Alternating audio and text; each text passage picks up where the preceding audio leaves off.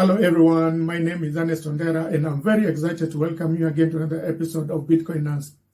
Bitcoiners is a YouTube channel where we share with you information and news on global financial economy, including Bitcoin and other digital cryptocurrencies. Today we're going to share with you information and news on why and how US dollar has remained strong within the giant world economy players of China and Russia, trading with rubles and yuan to trim the dollar. The US dollar has been the most powerful reserve currency in the world for over 80 years. And this reserve currency status gives the United States such unprecedented powers over the world economy that it can cripple the economy of any country within a fortnight. And because of this power, it has dominated giant players like Russia and China. Keep watching as we explore how these superpowers of trust, oil, and SWIFT networks have helped the dollar to remain the strongest reserve currencies in the world. I hope you're enjoying watching this video. I would be very glad if you click on the subscribe button, like, comment, and share. Understand why the US dollar is so strong and why it has almost a monopoly status among the reserve currencies of the world is that firstly, dollar served as a reserve currency of trust, whereby in 1994, US said if you have dollars, they would exchange its value in gold at $35 per ounce. So two countries that may or may not trust each other could trade with each other without trouble.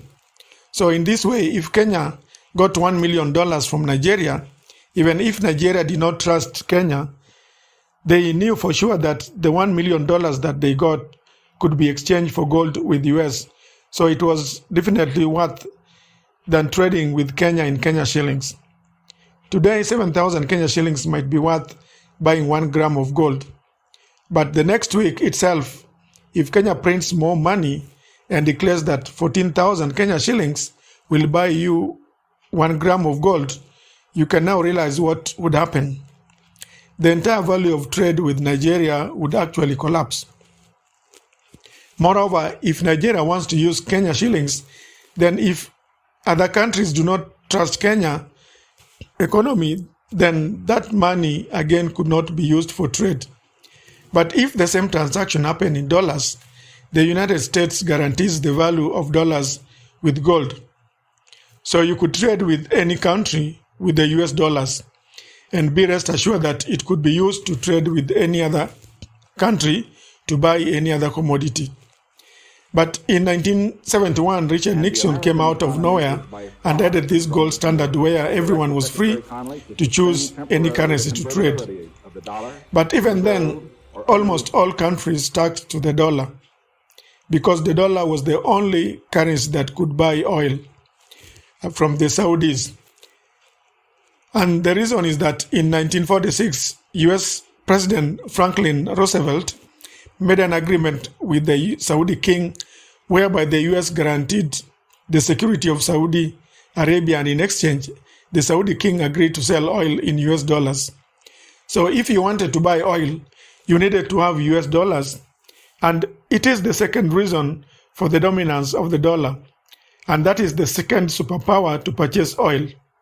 And these two superpowers of trust and oil gave the US the third superpower through the SWIFT network.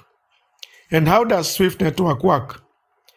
Through the US dollar stored in US bank account, if a Kenyan trader wants to make a transaction to a Nigerian trader, this system would have a Kenyan trader and a Kenyan bank and American bank 1 and American bank 2, foreign bank and foreign trader. The highlights over here is being both Kenyan and Nigerian bank will have an account in the American bank where it has its money stored in dollars. So if Bitcoin industry wants to import raw materials worth 1 million Kenya shillings from Nigeria, the Nigerian would ask Kenyan trader to pay the same amount in dollars to Nigerian trade dollar account bank in US. So now that Kenyan bank has 1 million Kenya shillings in its Kenyan account, it will send a message to its American account to send 1 million Kenya shillings worth of dollars to Nigerian bank dollar account in the US. In this case, assuming 100 shillings to the dollar to be exchange rate, $10,000 will be transferred from the Kenyan account in the US to the Nigerian account in the US. And now that the Nigerian bank has $10,000 in the US account, it would pay the Nigerian trader Naira the equivalent of $10,000 from its account in Nigeria. This is how the SWIFT network works.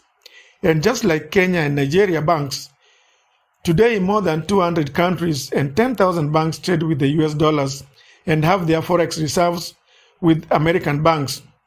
And the catch is that if a country have $100 billion in forex and spend only $30 billion in exports and imports, they would have $70 billion in surplus. So just like we about keeping a lot of saving and invest our money in stocks, these countries invest their excess foreign reserves in the US Treasury bonds. And just like our government bonds, this bonds is a mega bond whereby countries are lending billions of excess dollars to the United States and expect a return after maturity. And this is where the unfair advantage of US dollar comes in. As of January 2022, while Japan had $1.3 trillion in the US securities, China held $1.06 trillion and UK held $608 billion in US Treasury bonds. And in total, the US held $7 trillion by foreign and international investors as of September 2021. This is so much that's more than the GDP of France, India, and Russia combined. So in simple terms, the US dollar has three superpowers: trust for trade, power to buy oil, and lastly, it has all the excesses foreign reserves invested in its own economy with $7 trillion in bonds through SWIFT networks. These excess dollars are called as petrodollars, and with this is where both China and Russia have a problem. In conclusion, these three powers have enabled the US dollar to remain strong, but nobody knows for how long. But the future of finance lies in Bitcoin and cryptocurrencies and blockchain. Thank you for watching, and now click on the subscribe button, like, comment, and share.